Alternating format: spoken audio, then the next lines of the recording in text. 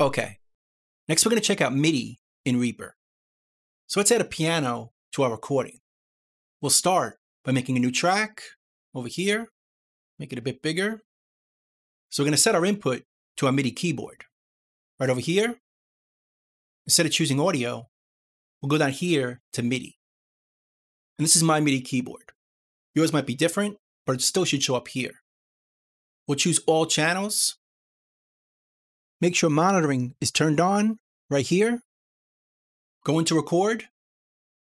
I'll play my keyboard. And we can see this level right over here. So I know it's getting signal. Next, we'll put a virtual instrument plugin on this track. Go to the effects and go down to instruments. And I'm going to choose this plugin right here called Piano One by Sound Magic. It's a free piano plugin and it actually sounds pretty good. So let's choose this. And it looks like this. We're not going to mess with any of the parameters. This plugin sounds good right out of the box. Now to hear it, we have to choose a monitoring mode. So if we go over here, right click, we'll choose monitor input. This way when we play it, we actually hear it. Now to make it easier for you to see my keyboard, I'll be using another application called MIDI Keys. Right here. So if I play my keyboard, you'll see what notes I'm hitting. So now let's record a piano part. Now before we do that, let's go to the metronome.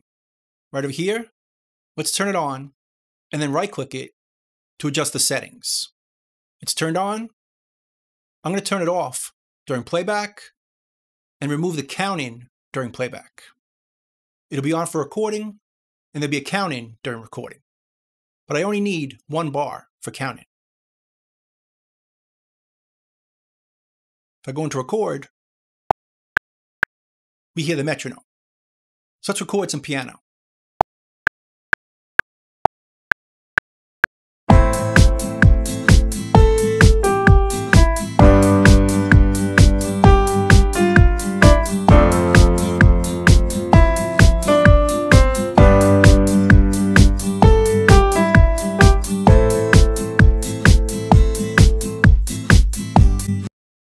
It wasn't a great performance. I'm not a piano player, but it'll do.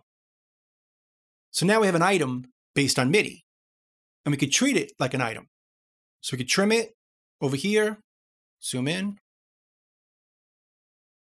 We can split it, move it around, cut it, paste it. Anything we do with an audio item, we could do with a MIDI item. Now to edit the notes, we want to go to the editor. And there's 2 editors to choose from. The first one is right here.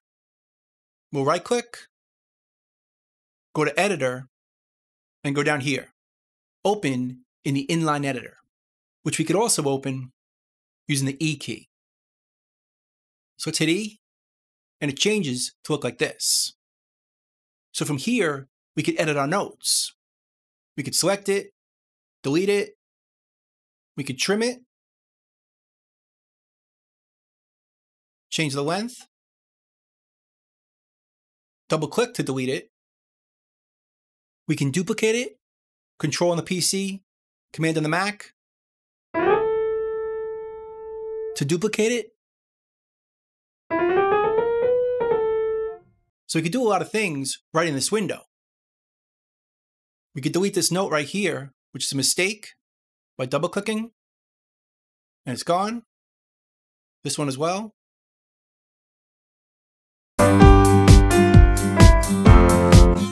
But if we really want to do some major editing, we're going to want to use the other editor. Let's switch this back by hitting E, right click, go to our editor, and choose this one. But we could also open it by simply double clicking.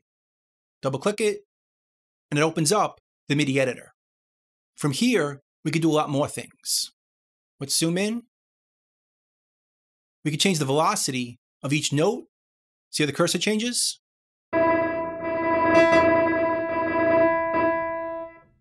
We could do multiple notes by lassoing them, by right-clicking and dragging, and grab MIDI notes, change the velocity that way, change their length, double-click to delete. We could draw a new note by just dragging right here. That makes a new note. And we could also copy, cut, and paste. Let's select all these, cut them, and paste them over here. We could also see the note velocity down over here. We pull this up. These are note velocities for these notes. This one, or this one. And we could drag these to make them louder or softer. And we could see other things over here. Instead of velocity, we could choose pitch. Any of our controller data can show up down over here. Or we could hide it by pulling this down. Give us more room to see our notes. Now over here, we see our notes. So we can see what notes line up. This note right here is right here.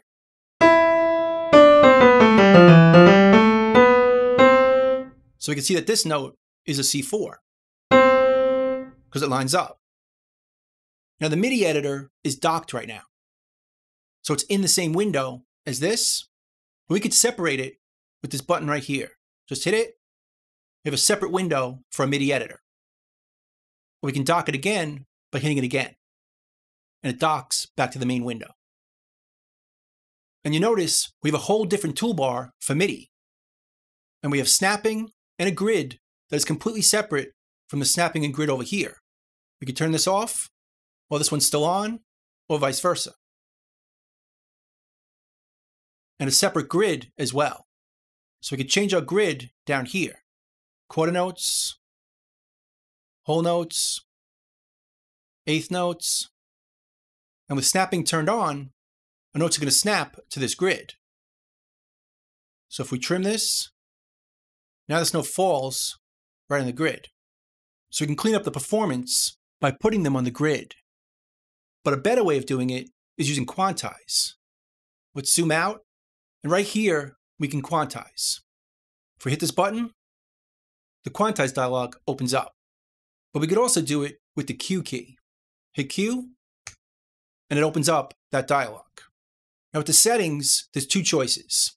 We can use the grid, so it's going to quantize based on the grid down here, or we can do it manually, which gives us more options. So from here, we can choose what gets quantized, all the notes, just selected notes, and events. And over here, we could choose what part of the note gets quantized. Just the position, or the start and end, the start and length, the end only, or the length only. Let's choose the position and the end. I'm pretty sure this part only has eighth notes in it, so we'll leave this here, but we can change it to 16th notes or quarter notes. But for this part, I think we need eighth notes. It could be straight eighth notes, triplet, dotted, or swing. We could change the strength right here. This is how strong it's going to quantize. So if it's set to 0, it's not going to quantize at all. At 50%, it'll quantize halfway.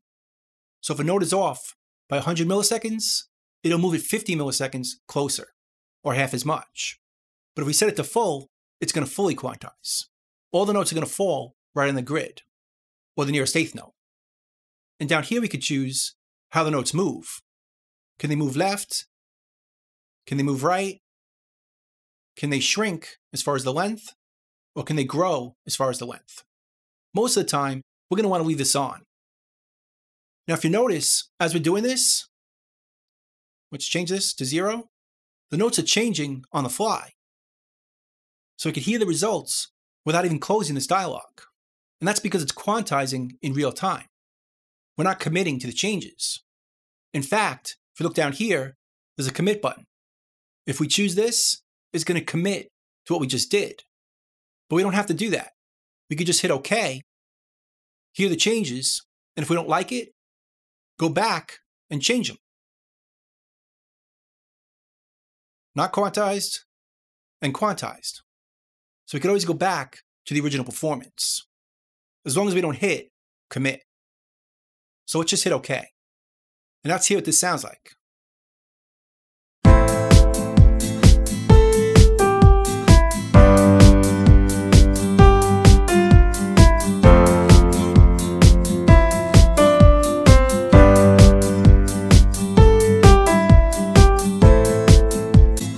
That's a lot better, but the length of the notes is still a bit off.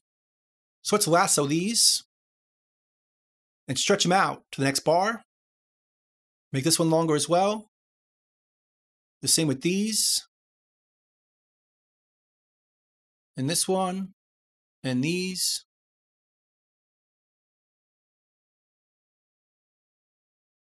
Now let's hear this.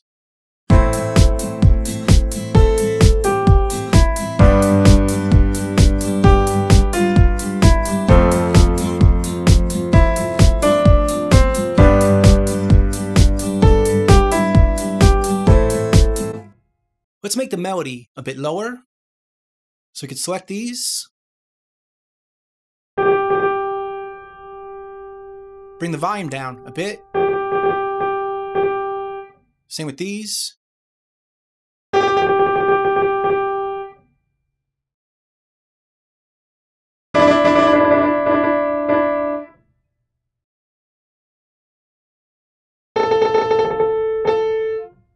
Just to make it sound softer.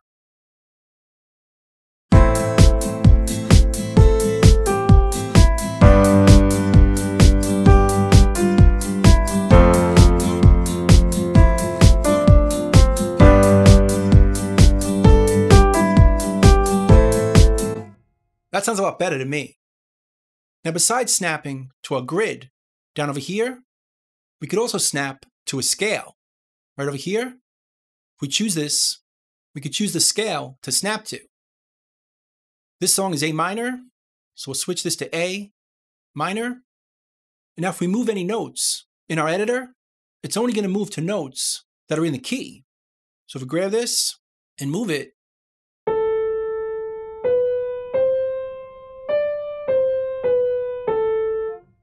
all those notes are in A minor, so we can't accidentally choose a note that doesn't fit in the key. And it's also great for making harmonies. Let's duplicate this note. Right there. And we create a harmony for that melody. Do the same for this one.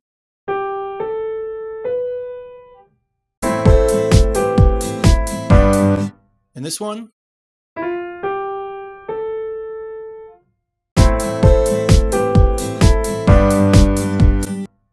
Pretty cool.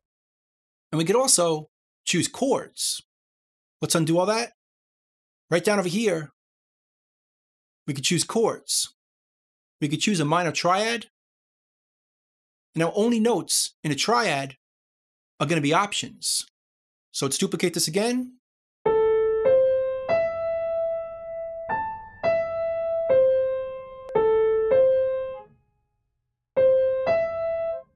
We made a chord.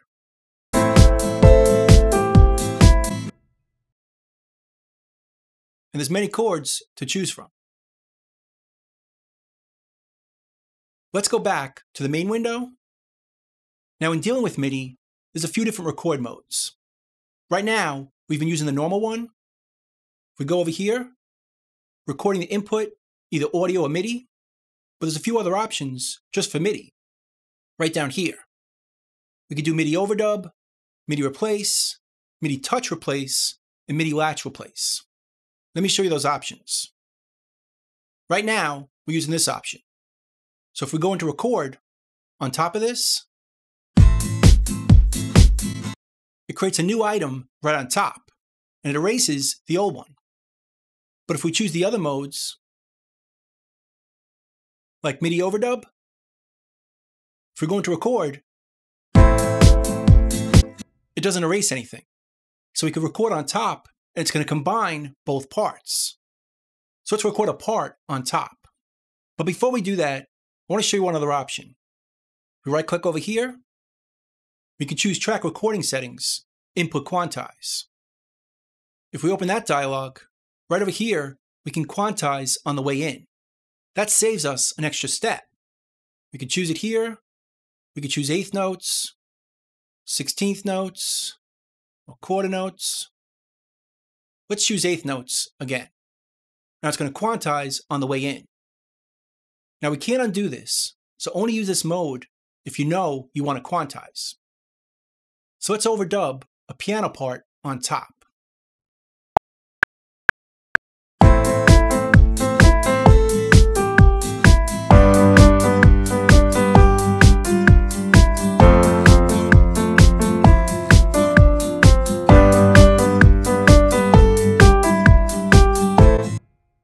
Now that part is recorded right on top. It combined instead of replacing it. Let's see it. And here it is right here.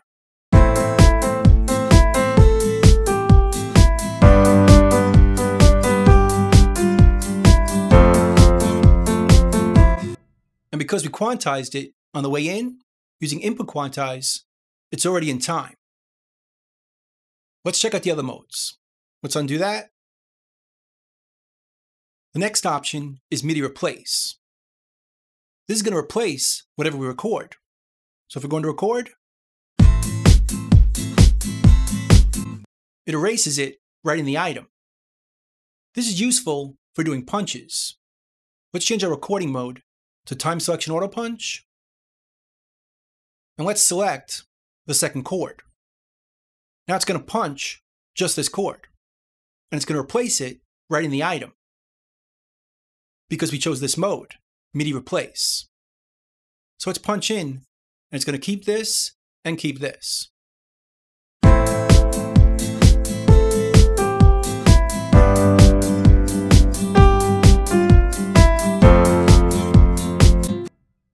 And it kept the beginning and the end, and just punched in right in the middle.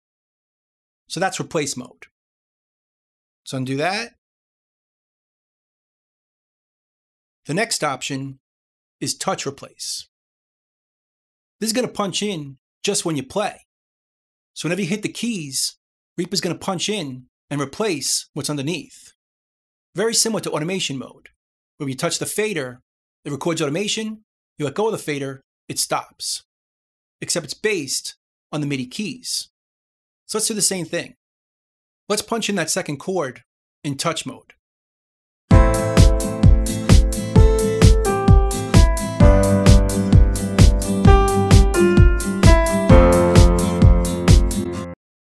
And it punched in just what I played. So as soon as I hit my keys right over here, it recorded. As soon as I stopped playing over here, it punched out. And the last mode is MIDI Latch Replace.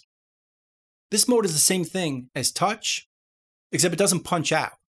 It'll punch in when we start playing, but then it keeps recording even afterwards. So those are the different modes of recording MIDI. And I should also mention, if we double click this, go to our editor, we can change what we see. So if we right click over here, we can go to View, and instead of seeing a piano roll, we can see our event list. So now our notes show up as events, if you prefer event list editing. Now one more thing I forgot to mention is we can mute notes one at a time. So let's scroll back over here. Let's create a harmony for this.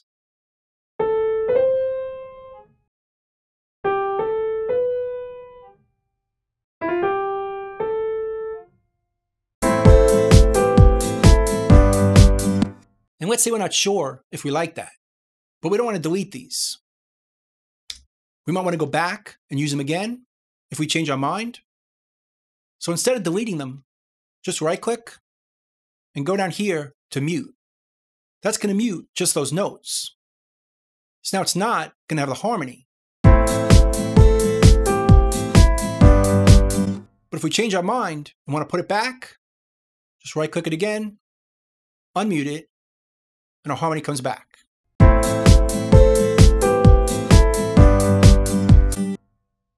It's a nice feature. So anyway, that's MIDI in Reaper. Let's move on.